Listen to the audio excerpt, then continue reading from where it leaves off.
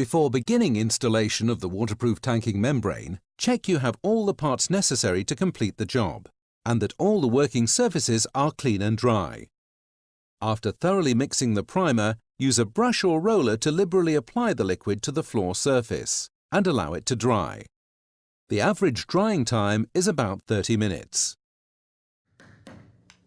If you're fitting a DeviMat underfloor heating system, you will need to create a small groove in the floor to accommodate the tube for the sensor of the heating system. This will need to be approximately 10 mm wide and 10 mm deep, and lined with a section of the waterproof tanking membrane.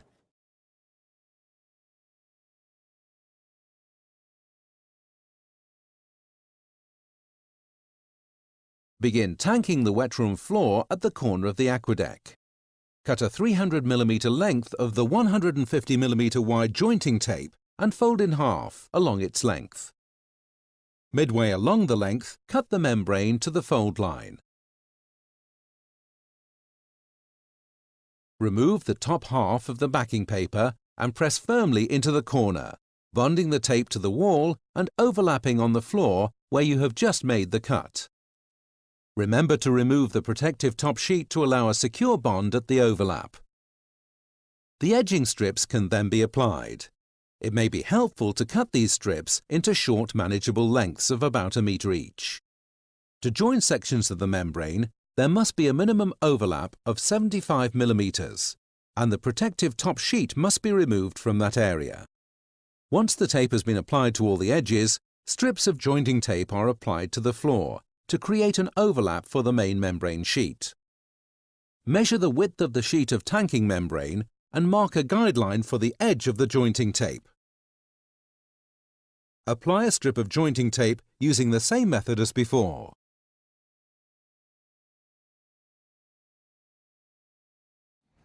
When applying the main roll of tanking membrane, it is easiest to first set out the sheet without removing the backing paper, in order to establish the position of the waste outlet. Ensure the edges of the membrane are pushed up to the walls, and using the heel of your hand, press the membrane firmly over the waste position to create an indent on the underside of the membrane. Then take the 10 mm spacer ring or height adjuster ring and mark the position using a pen. And cut along the outline to create a circular hole in the membrane.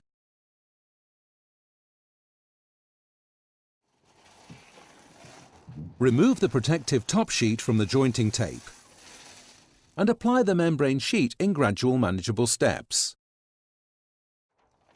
peeling off the backing paper and smoothing out the sheet as you go. Repeat the process, butting each length of membrane sheet together.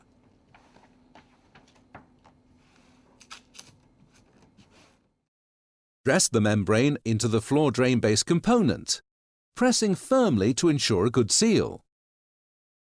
Remove a section of the protective top sheet and then apply solvent weld solution to the outer face of the center ring of the base component, taking care not to allow solvent cement to come into contact with the membrane, as this will cause permanent damage to the membrane. Then apply some solvent cement to the inner face of the clamping ring you removed before starting the installation. Slide the clamping ring onto the center ring of the base component, pressing firmly to securely clamp the membrane in position. Ensure the clamp finishes flush with the top of the tanking membrane.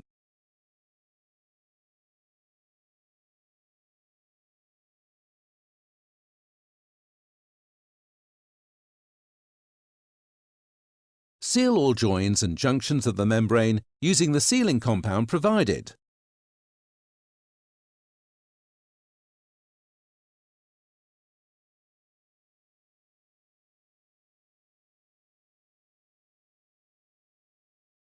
If you have any pipe work that penetrates the membrane, you will need to seal around the pipe using the putty provided. Please note, should any minor damage occur to the tile-safe membrane during the installation, it can be rectified using the repair putty supplied. The installation of the aqueduct system is now complete.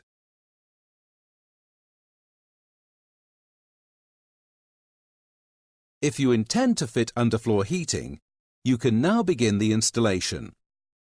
IMPI recommend that you only use the DeviMat 100 heating system over the waterproof tanking membrane, as other systems may reach temperatures that could damage the membrane.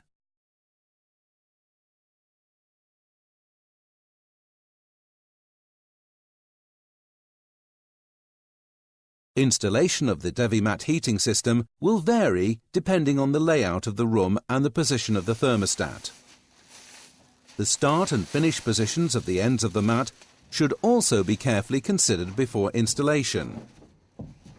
Apply the DeviMat gradually, a section at a time, carefully removing the protective top sheet of the tanking membrane as you go.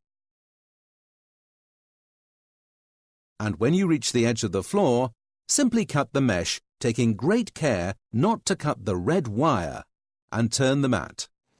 Peel back another section of the membrane top sheet and repeat the process over until you have covered the required area in DeviMat. Maintain a minimum gap of 50 mm between the loops of wire to prevent overheating. The sensor and tube should be placed in the groove you created earlier. The room is now ready for tiling.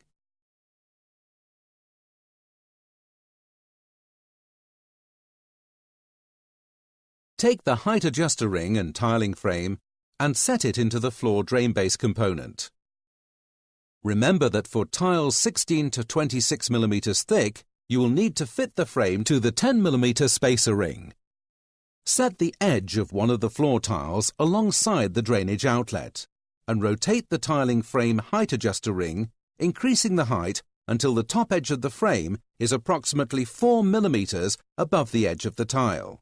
This is to allow for the bed of tile adhesive.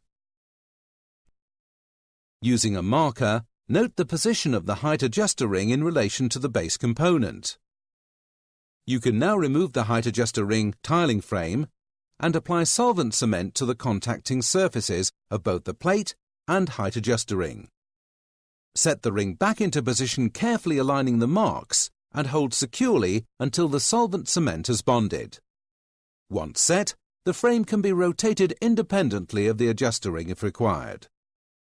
It is possible to use either large format or mosaic tiles on the aqueduct, but remember that when using tiles larger than 50 mm square, it will be necessary to create a mitre or envelope joint in the tiles from each corner of the aqueduct to the centre of the drainage outlet. This is to ensure that the tiles follow the preformed gradient. Apply the tiles using a flexible 1-part cement-based tile adhesive. Do not use polyurethane or epoxy-based adhesive or grout. Do not use a ready mixed adhesive.